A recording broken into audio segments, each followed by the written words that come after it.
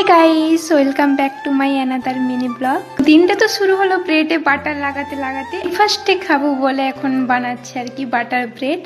আর আজকে ব্রেকফাস্টে এটাই খেয়েছিলাম, বাটার ব্রেড আর একটা ডিম সিদ্ধ। আর আমার একাকিত্ব জীবনের তো ডেলি একটাই রুটিন, আমাকে প্রতিদিন রান্না করতে হবে। প্রতিদিনের এই একই টেনশন, আমার আর ভাল লাগে না যে প্রতিদিন কি রান্না করব, এই টেনশন আমি পাগল হয়ে যাই।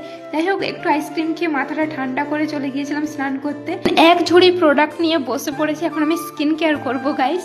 আর আমার এক ঝুড়ি প্রোডাক্ট দেখে ভাববো না যে আমি অনেক কিছু ইউজ করি, সেরকম কিছু না।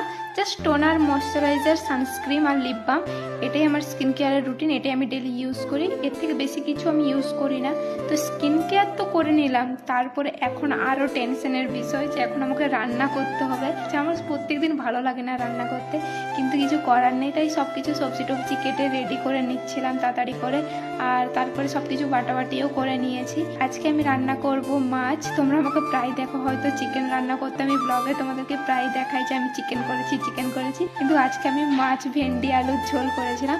আর মাছ অনেকদিন পর খাচ্ছি, মাছ খেতে ভীষণ ভালো লাগে। আমি নিজেও হয়তো জানি না যে আমার কোন খাবারটা খেতে খারাপ লাগে। আমি তো তোমাদেরকে সব কিছুই বলে আমার ভালো লাগে। হ্যাঁ, আমি সব কিছুই খাই, আমার সব কিছুই ভালো লাগে।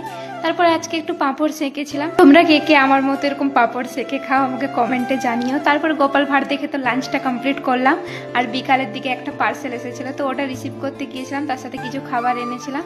তো আজকে ডিনারে এটাই খেলাম, মালপোয়া আর কচুরি। তো এভাবেই কাটলো আজকের দিনটা। আর ভিডিওটা কেমন লাগলো কমেন্টে জানিও, আর একটা লাইক করে দিও গাইস, আর আমাকে ফলো করে নিও। Bye bye.